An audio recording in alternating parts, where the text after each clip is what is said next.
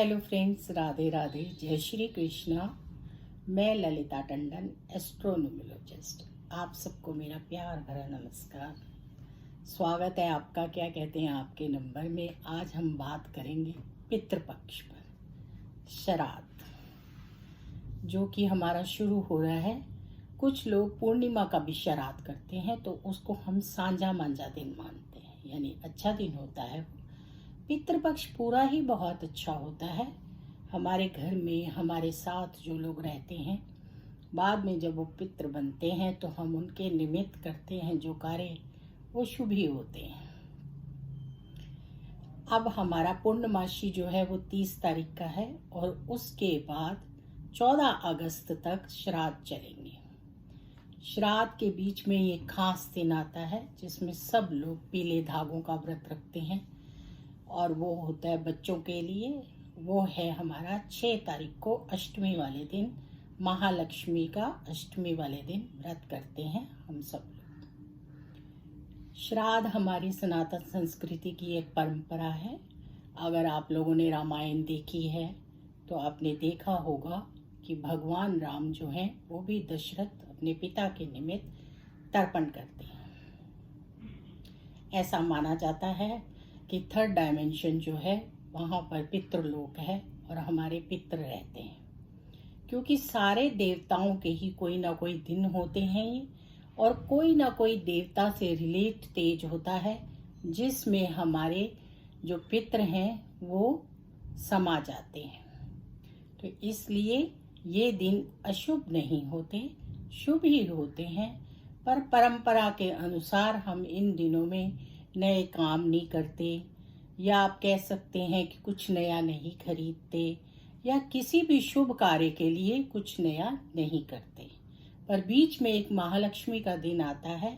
अगर हमें बहुत ज़रूरी हो और कोई इमरजेंसी हो तो हम वो काम कर सकते हैं, नहीं तो आगे जब आती है हमारी दुर्गा नवरात्रि, उस पर हम ये कार्य करते हैं।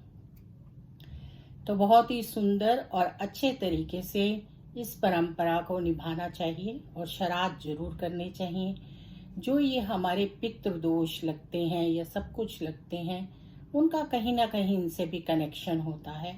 हमने पिछले जन्म में अच्छे से सारे कार्य नहीं किए होंगे, तभी हम इस दोष को लेकर आते हैं और फिर इसका यहाँ निवारण करते हैं। तो आप लोगों को चाहिए कि आपके घर में जो भी बड़े हैं, जो अब इस दुनिया में नहीं हैं और पितृ बन चुके हैं, उनके निमित्त कुछ ना कुछ जरूर करना चाहिए। हर इंसान एक जीवन में तिथि लेके आता है जिस दिन पैदा होता है, फिर एक तिथि होती है जिस दिन इस दुनिया से जाता है। जिस तिथि पे वो इस दुनिया से जाता है, उस तिथि पर ही उसका श्राद्ध मनाया जाता है, यानी कि श्राद्ध किया जाता है। श्राद्ध वाले दिन हम पितरों के निमित्त कार्य करते हैं, उनके लिए परोसा निकालते हैं, यानी कि भोजन निकालते हैं, और उनके निमित्त कपड़े देते हैं, या जो भी आपकी श्रद्धा होती है वो आप करते हैं।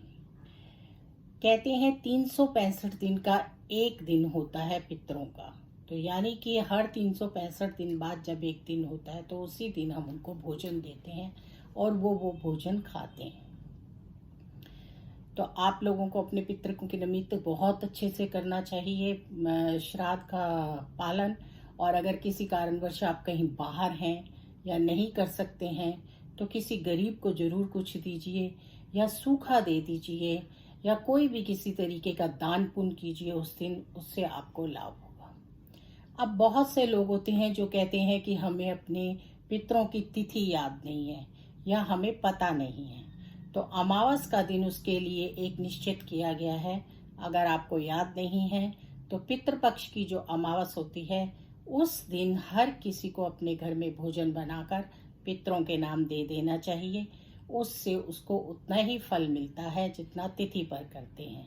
अगर किसी कारणवश आप तिथि भूल जाते हैं या उस दिन नहीं कर पाते हैं, तो आप अमावस्या वाले दिन भी श्राद्ध कर सकते हैं। तो श्राद्ध जरूर करना चाहिए, दान पुण्य जरूर करना चाहिए, गौ को भोजन जरूर खिलाना चाहिए, कुत्ते को, और इसी तरह से पीपल पर पानी जरूर चढ़ाना चाहिए, और साथ में हमें कौवे को कुछ ना कुछ जरूर देना चाहिए, यानी कि भोजन।